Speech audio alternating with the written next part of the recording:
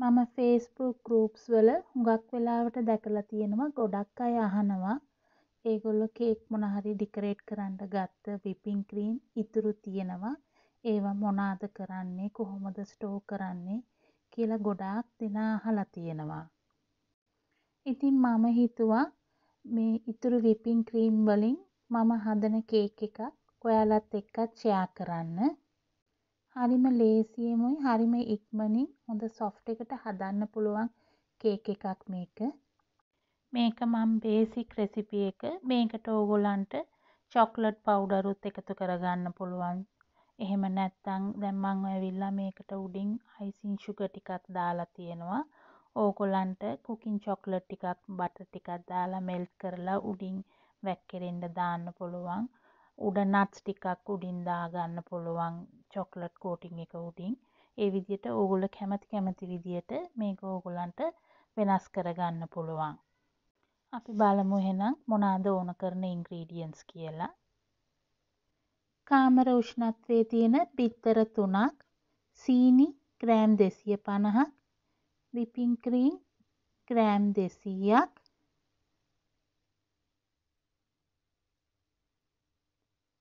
පිටි gram 250යි, vanilla ටීස්පූන් 2ක්, vanilla extract එක ගන්නවා නම් ටීස්පූන් 1ක්, බේකින් පවුඩර් ග්‍රෑම් 15ක්,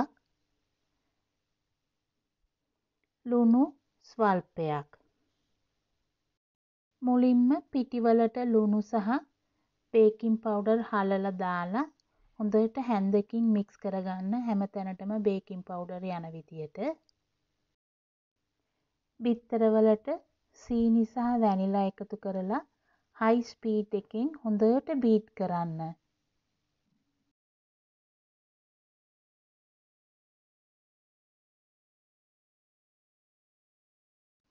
විනාඩි 5ක් විතර බීට් කරනකොට මේ විදියට හොඳට බීට් වෙලා එනවා. මේ විදියට හොඳ ක්‍රීම් එකක් විදියට තියෙන්න ඕනේ හොඳට බීට් වුණායින් පස්සේ. මේකට අපි දැන් whipping cream එකතු කරලා තප්පර 45ක් විනාඩියක් විතර වගේ බීට් කරගන්න ඕනේ.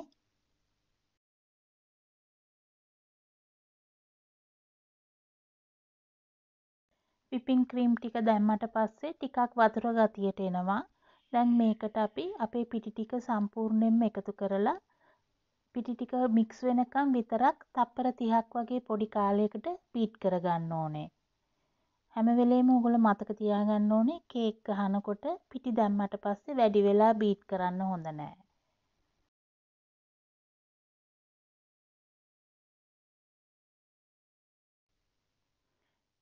මේ විදියට තමයි ඔක්කොම පිටි දාලා ඉවරනයින් පස්සේ තියෙන්නේ.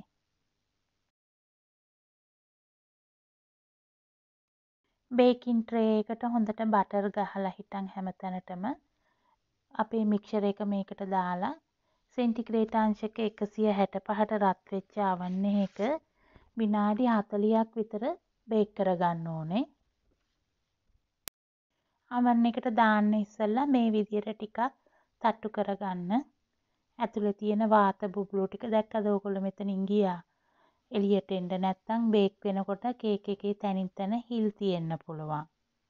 ඔයාලා ගන්න ට්‍රේ එකේ ප්‍රමාණය සහ හැඩය අනුව බේක් කරන ටයිම් එක ටිකක් වෙනස් වෙන්න පුළුවන්. නෝමල් 4 ට්‍රේ එකකට දැම්මනම් මීට වඩා අඩු කාලෙකින් බේක් වෙනවා.